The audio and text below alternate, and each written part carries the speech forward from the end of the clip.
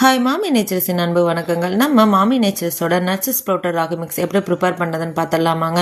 நான் 2 table spoon ஃபுல்லாக ஸ்ப்ரவுட்டர் ragi mix எடுத்துருக்கேங்க. அது கூடவே பார்த்தீங்கன்னா நல்லா நார்மல் வாட்டர் ஊற்றி கட்டி இல்லாமல் கலக்கி வச்சுக்கிறேங்க. சைடு பையில் பார்த்தீங்கன்னா 2 டம்ளர் ஃபுல்லாக தண்ணி வச்சு ஸ்டவ்வில் கொதிக்க விட்டுருக்கேங்க.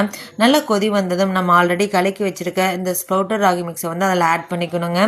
ஆட் பண்ணிவிட்டு நல்லா கலக்கணுங்க. இப்போ நம்ம நார்மல் ராகி மாவு பார்த்தீங்கன்னா நீங்கள் ஊற்றணுன்னே கெட்டி ஆகிடும்.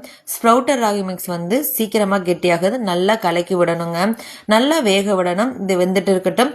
இந்த ஸ்ப்ரவுட்டர் ராகி மிக்ஸில் பார்த்தீங்கன்னா பாதாம் பருப்பு, முந்திரி பருப்பு, ஏலக்காய், சுக்குன்னு ஆட் பண்ணியிருக்கிறதுனால வாசம் கிளறும் போது அவ்வளோ சூப்பராக வருதுங்க. இந்த ஸ்ப்ரவுட்டர் ராகி மிக்ஸை வச்சு நீங்கள் ராகி புட்டு, ராகி களின்னு செஞ்சு கொடுக்கலாங்க குழந்தைங்களுக்கு. கேக்கு, பேன் கேக்குன்னு சொல்லிட்டு டிஃப்ரெண்ட் வெரைட்டி செஞ்சு அசத்தலாங்க.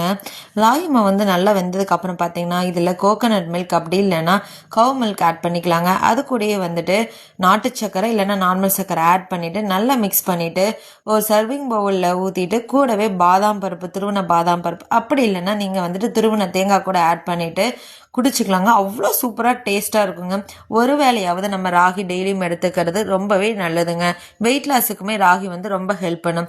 உங்களுக்கும் எங்களோட ப்ராடக்ட் வேணும் அப்படின்னா மறக்காமல் ஸ்க்ரீனில் தெரியுற நம்மளோட நம்பருக்கு வாட்ஸ்அப் பண்ணுங்கள். தேங்க்யூ ஃபார் வாட்சிங். தேங்க்யூ.